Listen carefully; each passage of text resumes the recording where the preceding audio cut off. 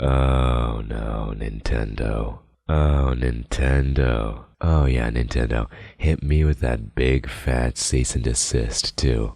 I need content anyways. 人間って勘違いしてるよね Black, white, green or blue Welcome back to the channel. Anyone who ever had a childhood or remembers getting sweaty when you saw your friend was a puff main. Friendly reminder real quick, if you're new here, why not subscribe? It's free and it helps out the channel way more than you know. I'm so excited to see the growth that we've been experiencing, so thank you again very much. But my shtick's out of the way. Let's focus on the real problem. Companies thinking that a competition centered around a nearly 20-year-old property and a mod that is essentially an injection to a program that has nothing to do with them is somehow piracy. Yeah, I'm talking about Nintendo shutting down a Super Smash Bros. Melee tournament for using the mod Slippi to play online. So let's dig into this article really quick. Alright, quote, a major Super Smash Bros. Tournament is canceling plans to move online amid the current world situation following a legal order by Nintendo. As Polygon reports, the Big House, typically one of the year's biggest Smash competitions, announced yesterday that it's shutting down its early December event and offering refunds. Nintendo objected to the organizers using Slippi, a software tool that makes Super Smash Bros. Melee playable online. The 2001 GameCube title is a mainstay in competitive Super Smash Bros., and translating its hyper-fast gameplay from an in-person tournament requires unofficial modding. This is gonna be a long one. Then we have the original tweet from the Big House themselves. They say, quote, the Big House is heartbroken to share we've received a cease and desist from Nintendo of America Incorporated to cancel our upcoming online event. We were informed we do not have permission to host or broadcast the event, primarily due to the usage of Slippi. Sadly, all of our competitions are affected. We are forced to comply with the order and cancel the Big House online for both Melee and Ultimate. Refund information will be sent shortly. We apologize to all those impacted. End quote. Disgusting. I swear, Nintendo sees people having fun in a way that isn't just sucking their toes and giving them god-tier publicity, and says, alright, bye-bye boo. Hey, fun. F is for forcing you to comply, U is for you're cancelled, N is for Nintendo said no to have Melee with Slippi. Get bent.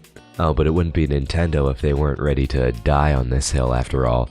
So let's go through this. Nintendo's official response says, quote, Nintendo appreciates the love and dedication the fighting game community has for the Super Smash Bros. Series. Let me stop you right there. No, they don't. Nintendo denied MLG the rights to stream Brawl back in 2010.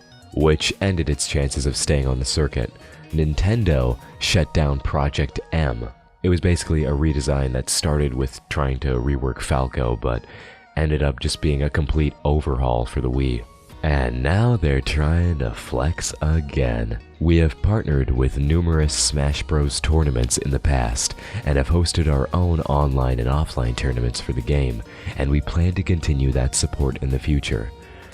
I'm gonna stop you right there too. If there's so much support, then why did EVO have to raise $200,000 for you to let their selection of Smash Bros. Slide? Yeah, I remember that too. Unfortunately, the upcoming Big House tournament announced plans to host an online tournament for Super Smash Bros. Melee that requires use of illegally copied versions of the game in conjunction with a mod called Slippi during their online event. Fun story, emulation in and of itself isn't explicitly illegal. They're allowed to strike it out based on archaic copyright laws, but Slippi is an injection to the emulator program Dolphin itself. Not once does it tamper with the physical ROM of Smash Bros. And by the way, a lot of those ROMs are procured from legal copies. Do you know how many people I saw on Twitter posting their legally obtained copies? And if you want to make it accessible, Nintendo, and line your pockets with more gold, release Melee on the eShop. I don't care if it's one of your limited releases like 3D All-Stars. It's more dosh for you, publicity for you, and you can finally bring one of the most beloved titles to a platform that a lot of your die-hard fans happen to be on. Anyways, Nintendo therefore contacted the tournament organizers to ask them to stop. They refused, leaving Nintendo no choice but to step in to protect its intellectual property and brands. Nintendo cannot condone or allow piracy of its intellectual property. Oh, now can't allow a couple of pennies to slip by them, but they can sure allow a charity event to almost be shut down, and thus gave birth to the hashtag #FreeMelee. And let me tell you, the uprising was wonderfully violent. An avid Melee player that you may know of by the name of Ludwig Ogren tweeted out, "Now announcing LACS 3 Charity Edition. A $10,000 event, with the winner picking which charity the money goes to, all played through Slippi Online. Coming to you next month. Hashtag #FreeMelee. Yes, sir. And now the ball is in Nintendo's court again. Are they really gonna try and strike down a charity event again? And if they do, can they still continue to call themselves a family company? I think not. Oh, but Nintendo has time enough to be petty and cry about how you're not buying the game, you're buying a license to be able to use it under their conditions and terms. It's disgusting, but that's how video game makers protect their IPs. And it's not just a console thing or an outdated thing, this is even on PC licenses. You know, technically, if Ubisoft ever pulled their pants off their head and made an actually competent Assassin's Creed game again, they could technically strike me for using this footage in the background. But a lot of companies don't do that because A, they're not dumb, they fear the bad press, and B, for them, they view it as free publicity. If we're talking pirates, then as Lord Cutler Beckett said in Pirates of the Caribbean, it's just good business. So the mod creator Joss says, quote, "Big House has been denied the ability to run an online event. With Slippi Online, I've worked hard to create as close to an authentic in-person experience as possible. The Melee community has been clear in expressing their gratitude. It has enabled competing in and watching top-level competition without requiring risky gatherings. I am disappointed that Nintendo is restricting our ability to power through these hard times. Hashtag #FreeMelee. Oh, say it louder for the people in the back, baby, come on. You know, this situation should serve as a huge red flag to other game communities. If Nintendo can continue to get away with this, it opens the door for every game publisher to cease and desist any tournament series that doesn't follow their little rules perfectly. It's just flagrant abuse of a broken copyright system.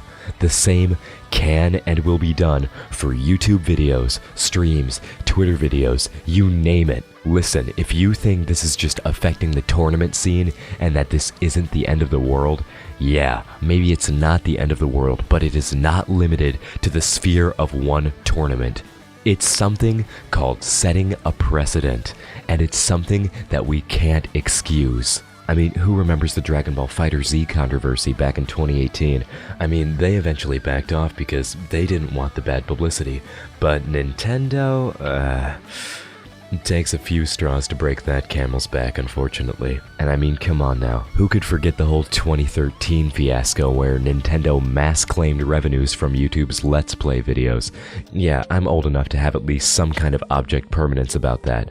But let me give you the rundown from this article. This was published in May of 2013, saying, quote, "A number of YouTube members report that Nintendo is issuing Content ID match copyright claims en masse for videos featuring gameplay from its published titles. The move appears to target the Let's Play community in particular.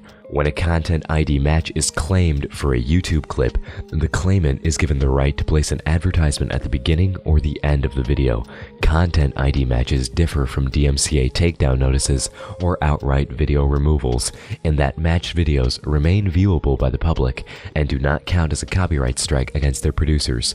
All revenue earned from the videos, however, will go straight to the content's copyright owner rather than the video uploader. This act is common for publishers like Activision, Electronic Arts, and Square Enix, but it's only recently that Nintendo has joined in the practice. Poor Danny Cohen, if only he knew, my guy.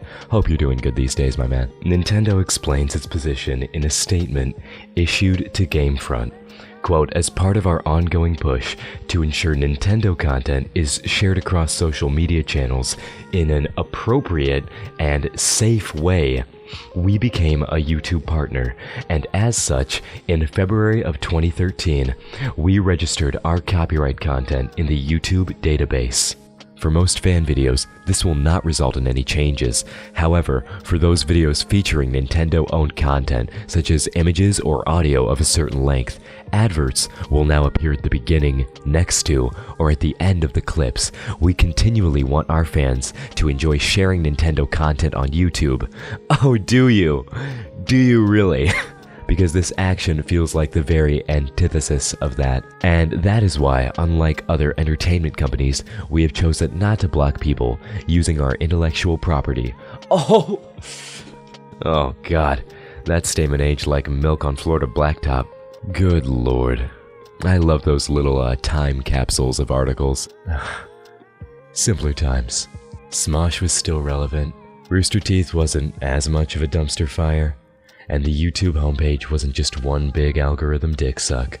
That being said, unfortunately the past is called the past because it's past. And we're here now. So, what can you do? Well, spread this video and other videos like it around. You can call or email Nintendo of America, but please be nice and respectful when you do. Keep it civil. You gotta remember, this decision was not made by some poor donut sitting in customer support. This is the work of the higher-ups, and we have to scream until they hear us from the top of their bags of money. Because nothing is goofier than Nintendo getting salty over a nearly 20-year-old game. You know, isn't this funny? They're doing this on Melee's anniversary week, of all things. How can one company be so tone-deaf? Like, Jesus Christ, Furukawa-san, dig the yen out of your ear and listen to the community that made you. And this goes double for you, Doug Bowser. You are just as evil, if not worse, than the villain you're named after. You know, Bowser might actually be better, because he knows how to back down, and he doesn't try to systemically rob the Mushroom Kingdom of their income or base frivolity. He's also got better hair than you, and eyebrows. Stay losing, Doug. And yes, I think that about covers it, at least for right now. If there's any update on this, I'll be sure to make a video. So, why not subscribe so you can stay tuned for that? And if you enjoyed this coverage, why not leave a like too? Because it really does help out the channel. Way more than you think. So, thank you. And one more time, thank you for watching. If you've got a personal experience to add, or you just want to talk, you can join our Discord server. The link will be in the pinned comment. I love you. And before you say it back, look in the mirror and say it to yourself. I hope you have a good rest of your day, and an even better tomorrow. GG Doug, get good kid, and I'll see you in the next episode of whatever I make. Until then, bye.